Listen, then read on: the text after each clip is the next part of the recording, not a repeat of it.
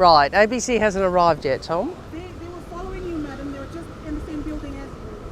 By they, I mean he, my camera. Sorry. What do you want me to do? Do you want us to wait a couple of minutes? ABC cameraman. Give the time, madam. Yeah. I'll go and say hello to Louis. The little boy.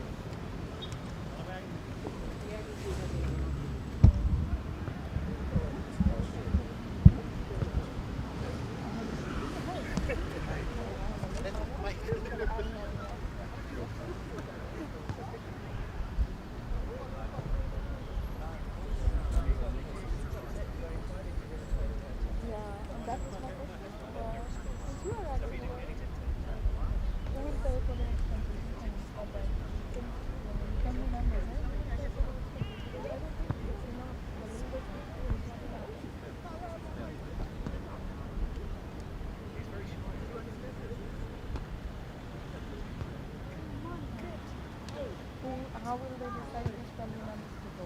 The wife and husband and the specific advocate.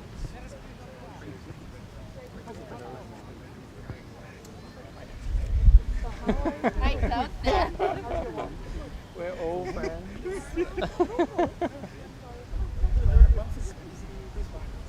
there any vacancy?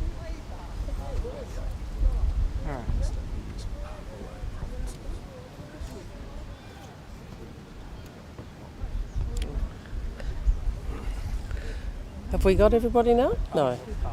This one here? Sorry, which one is ABC? And me. This man, tall man, with his hand. That's the camera? Yeah. Okay. It's a really good. You're the tripod. You're a tall tripod. That's impressive. Okay, everyone right? Okay, thank you very much for coming. Well, I was sworn in on Monday of this week, and obviously the Prime Minister and I attended the Quad meeting in Tokyo. We left immediately after the swearing in, got back to Australia, and I came straight to Fiji. And I wanted to come here because it was important to underline and emphasise the importance of our Bilateral partnership, the importance of the Pacific family, and to underscore that for the new government, our relationship with this region and your relationship with us matters. It is a new government in Australia, and our message to the Pacific is clear. We're listening and we've heard you. And one of the areas in which the new government is determined to make a difference is on climate. I'm very pleased that so many Australians voted for stronger action on climate. And I recognise that has been something Fiji and other Pacific Island nations have been saying for many years. I remember when I was Minister for Climate Change between 2007 and 2010, that the voices of the Pacific were so strong and so authentic and spoke with so much power, because for you, climate change isn't abstract, it's not a political argument, it's real. So we have put on the table as the new government a much stronger policy on climate change. Not only the net zero emissions by 2050, but a strong 2030 target of 43% reduction, which will lead to the majority of Australia's energy in its electricity grid being renewables, around 82% renewables by the end of this decade. So that's a good thing. We've also put a range of other policies on the table for the Pacific, which are about recognising that we want to build stronger relationships, stronger links. So reforms to the Pacific labour mobility schemes, additional infrastructure funding, as well as additional ODA. So these are all part of our suite of policies,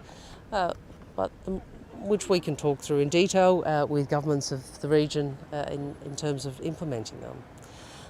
But what is at the heart of this is a strong desire to play our part in the Pacific family and to build stronger relationships. So I'm happy to take questions now on the issues that people want me to address. Minister Wong, Lee there from the ABC. My my question is with regards to a difference maybe in the foreign policy of Australia with regards to how you work with specifically the government of Fiji. Can you tell us about some of the changes, if any, to the way your administration is going to work with the Fijian government, some of the focus areas that you're going to be relying on, but also more importantly, what was the result of your bilaterals with the Prime Minister and with the Attorney General? Oh, well, look, I do want to say in terms of the program, first, can I talk about that? I actually haven't met the Prime Minister yet. I think I'm doing that later today. I met with the Attorney General. Obviously, I met with Secretary General Puna, and I met with some Pacific workers this morning. I think it was this morning. Everything's blurring into one, and talked to them about the opportunities that they have under the current scheme, but also how we might build on them. So you talk about what are the differences. Look, a lot of the ballast in the relationship is bipartisan, and there you go. A lot of the, I came to the Pacific a number of times with Julie Bishop when she was when they were in government, and one of the reasons I said to her we should do this together is because I do believe in bipartisanship wherever you can, and that we could say together as the minister and the shadow minister, regardless of who's in government, our relationship, Australia's relationship with your nation matters. But there are some differences, and the two ones that I would go to are climate and also the Pacific schemes. So we obviously want to do more with the Pacific labour schemes. We want people to be able to bring their families with the longer term visa. We have a Pacific engagement visa which would allow permanent residency that we want to put in place. And of course on climate. Regrettably, the previous government for 9 years, we have a lost decade on climate action. We're determined to make up for it. Anyone else? And you Hello. mentioned this morning that those who will be on longer contracts, seasonal workers, more than 6 months, will be able to take their family over. I'm just It's so for the longer term visa, which I think is up to 4 years. And look, this comes out of actually our engagement with workers on the current program, that people were saying, there were a lot of benefits for them, but it was pretty hard to leave their family for that long. So as part of our announcement, we said we would allow people on the longer visa to bring their families. We've obviously got to work through the details of that, including with the providers and with your government, but we will do that. I think it's a good idea. Madam, you speak of Pacific solidarity and the need for all Pacific nations to come together. Yes. As of this point, the Micronesians are not really that happy with after the appointment of Mr. Puna, although he's very capable. Australia did vote for Mr. Puna. How are you proposing or thinking about solidifying the Pacific? Well, ultimately, the unity of the Pacific Island Forum is in the hands of Pacific Island Forum members, and to find a way through to that unity would, I think, benefit the forum and all of its members. I think it would benefit the region, particularly at a time where there are a lot of challenges: COVID, climate, obviously, the strategic circumstances in which we live in this world. So I would encourage forum members to work together to find a path to unity. Certainly, it's not for me to tell people what to do.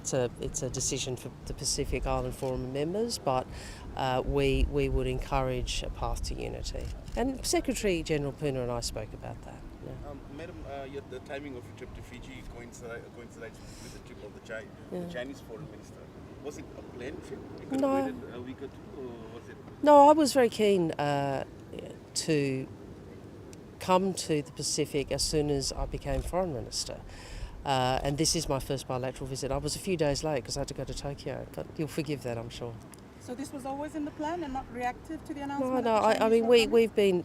Look, I don't know how much you watch Australian elections. You probably don't. It's not that interesting, is it? But we did a lot of work on Pacific policy, and we thought when we did it we'd have an announcement, but it would probably get picked up here and in the Pacific press. But it became quite a big part of our foreign policy during the election. We understand how important this is, and we understand that Australia has more to do, and we wanted to put out there the things that we wanted to do. And one of the things I wanted to do was have a Pacific trip as my first trip, and Fiji is a very important partner. We have a Bilateral partnership, and the chair of the PIF. So we thought it was appropriate. Madam, there's been some criticism of previous Australian administrations. The accusation is they've relaxed some of their stance on democracy, on human rights, in order to keep Chinese influence away from Fiji in particular. What is your reaction to this? What is your stance? Well, I'm not sure what you're referring to. I'd just say as a general principle, obviously we have values, they define who we are. There are universal principles that Australia will always assert. We also recognise it's not for us to tell every country how to behave. We recognise that we're not perfect. So, our view is you try to adhere to universal principles and you also try and work respectfully with other nations. Is the new Australian government concerned about China's growing influence in the Pacific? They've been helping us economically and through developments, but they have now slowly shifted to security. Yeah, look, it's for Pacific nations to make their own decisions about who they want to partner with and in which areas, and we respect that. We want to be a partner of choice. We want to demonstrate to your nation and other nations of the region that we are a partner who can be trusted, who can be reliable, and historically we have been. I think you've seen a lot of Australian development assistance. We want to work with you on your priorities. We want to work together as part of the Pacific family. Obviously, we've expressed our concerns publicly about the security agreement between Solomon Islands and China. And the reason we have is we think there are, as do other Pacific nations, we think there are consequences. We think that it's important that the security of the region be determined by the region. And historically that has been the case, and we think that's a good thing. You mentioned last night that the region is faced with a triple threat. You mentioned COVID, climate, and a strategic context. Will you be able to clarify, give specific examples? Well, I think we all know that the world has changed, that global, there's a lot more strategic competition, there's a lot more disruption of international norms. The Russian invasion of Ukraine is a demonstration of that, and we all have to find our way through that, and we hope to find our way through that with you. Did you want to? Recently, Madam, it was highlighted for 3,000 Pacific Islanders to be granted permanent residence. Pacific Engagement Visa. So how will they be chosen, and when will this start? Yeah, so that is one of the policies we announced during the election campaign. It's modelled actually on the New Zealand visa, which I think people would be familiar with. We've got to work through with our department and with your governments how that will work, how to make sure we maximise the positive benefit and manage any of the downsides. So we'll do that, and I'll make those announcements in due course. Madam, can you talk to us about some of your agricultural exports, market access for some Fijian agricultural exports, which our government has been asking for a couple of years? Where is that in your list of priorities? I can tell you that I think the kava export issue has been resolved, I understand, so that's a good thing, because when I was last engaging with your government in opposition, that was an issue which was raised with me, so I'm pleased that's the case. But look, Give everyone a chance. Can we also have Fiji Live and My TV, please? She'll ask. Sorry, Fiji will be having its own elections. Will the sometime before, what is it, right, the 9th of January or 9th of something? July, Yeah. just wondering if the Australian government support initiatives that it has announced, will it remain intact even if the Fijian government changes? Well, the government of Fiji is a matter for the people of Fiji. We obviously are. I'll be very pleased to meet with the Prime Minister later, and he's obviously been a great friend of Australia's, but ultimately we deal with your nation. Anyone else? Probably last question. Sorry. Have you had discussions around assistance towards Fiji's 2022 general elections that's coming up? No, we haven't been. That hasn't been sought as far as I'm aware. But obviously we're always happy to assist if people wish us to. One final question. Yeah. Australian academics have said. Which ones? This is always interesting when people start a question with academics have said. Asked the new government to stop the colonist attitude when dealing with the Pacific nations. Well, I can tell you, I was born in Malaysia, and my grandmother was a servant to the British, so I have a very, very personal understanding of what you're talking about, and I hope I will not speak to you in that way. Thank you, ma'am. Thank you. Cheers.